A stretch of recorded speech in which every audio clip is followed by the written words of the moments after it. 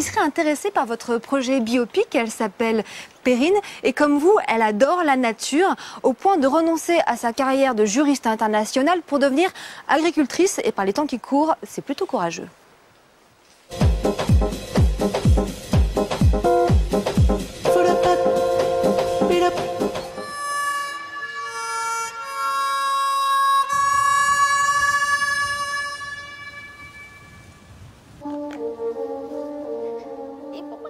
Quand j'étais enfant, je rêvais de deux choses, être championne du monde de basket et sauver le monde.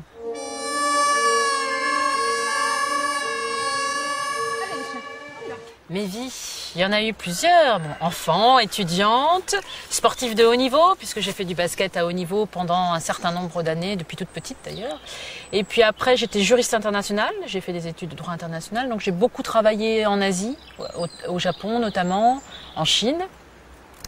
Suite à cela, je suis revenue en France, j'ai été thérapeute, alors thérapeute, psychothérapeute, thérapeute par le massage. Qu'est-ce que vous êtes aujourd'hui? Je pense que le vocable le plus adapté à mon sens, c'est paysanne. Oui, c'est ce que je dirais.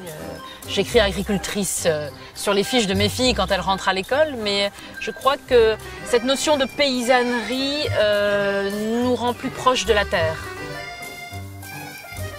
Ma pratique de cette paysannerie aujourd'hui, ça a été une révélation qui date d'il y a 2 ans maintenant, qui a été la découverte de la permaculture. C'est une science, voire une philosophie. C'est finalement se dire, mais regardons autour de nous, regardons la nature, regardons les écosystèmes. Et pourquoi ne pas tout simplement faire comme la nature pour faire pousser les choses, pour faire venir les légumes, l'alimentation, la végétation? Pourquoi aller se creuser la tête à violenter le sol, creuser, faire des choses difficiles, alors que tout est à l'état naturel ici. Donc aujourd'hui, on a adapté sur la ferme les principales techniques qui sont la culture sur but, avec du paillage, avec un sol extrêmement riche qu'on ne travaille plus jamais. Donc le travail se fait par lui-même. Ce sont les petits vers de terre, ce sont les bactéries, les mycorhizes, les petits champignons, tous les oligo-éléments et les vitamines entre guillemets de la terre vont faire leur alchimie. Et nous, on n'a quasiment plus rien à faire.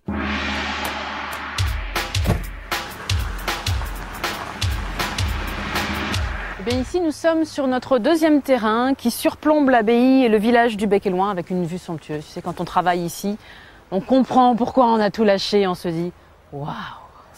Les terres sur lesquelles nous sommes étaient des terres utilisées par les gens de l'abbaye autrefois et elles appartenaient aux moniales, donc aux sœurs qui sont juste à côté. Et c'est important d'avoir cette énergie pour nous déjà, ça nous permet de nous accrocher, de continuer à y croire. Et puis moi je suis persuadée que si nos plantes et nos arbres donnent si bien, c'est pas par hasard. Et voilà. Tous ces légumes, vous en faites quoi? On les mange? Non, il n'y a pas que nous qui les mangeons. On les vend bien évidemment, on fonctionne beaucoup avec ce système qui s'appelle l'AMAP.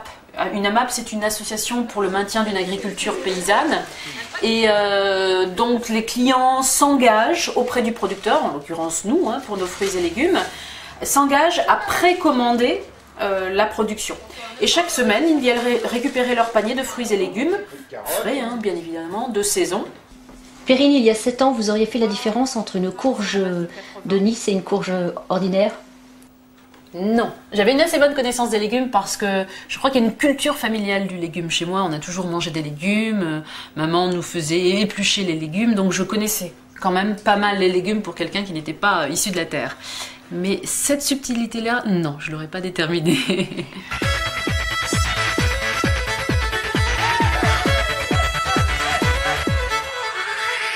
C'est un vrai travail d'équipe, là, c'est comme dans la vie de tous les jours? Oui, absolument. Voilà mes 2 collègues préférés, le cheval et ma femme. L'intérêt du cheval, c'est qu'il ne fait jamais la gueule. Le talent qui prédomine chez Perrine? Son courage. Son courage, sa ténacité et son ouverture du cœur. C'était plus mon rêve. Et c'est devenu aussi, je pense, son rêve, mais différemment. Donc il faut que nos 2 rêves s'accordent. Un rêve plus un rêve, ça peut donner une utopie réalisée. Respirez. Vous pouvez laisser les mains sur le ventre, il fait comment votre ventre maintenant? La relaxation, c'est vraiment important dans notre vie. C'est quelque chose dont j'ai véritablement besoin parce qu'être dans un rythme de vie qui reste trépidant, même si j'ai changé de métier, de carrière, j'ai toujours besoin de moments où il faut que je me recentre, que je me reconcentre sur ce que je vais faire. Alors j'ai mis au point une petite méthode pour faire en sorte que des journées à l'école se passent de façon un petit peu plus fluide que ça ne peut être le cas actuellement. Je suis allée dans une école comme ça, j'ai pris 2 classes pilotes dans lesquelles je suis allée chaque semaine enseigner quelques exercices de la relaxation aux élèves, mais surtout à la maîtresse. Et les institutrices, après, étaient complètement autonomes avec leurs élèves et elles déclinaient les petits exercices tout au long de la journée en fonction des besoins des enfants. Une Perrine grognon, pour faire partir son énergie, qui est toujours plutôt très très intense, elle va faire le tigre.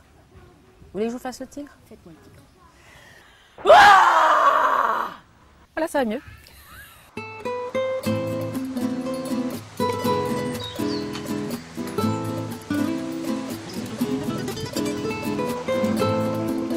Comment elle est, Perrine, à 80 ans?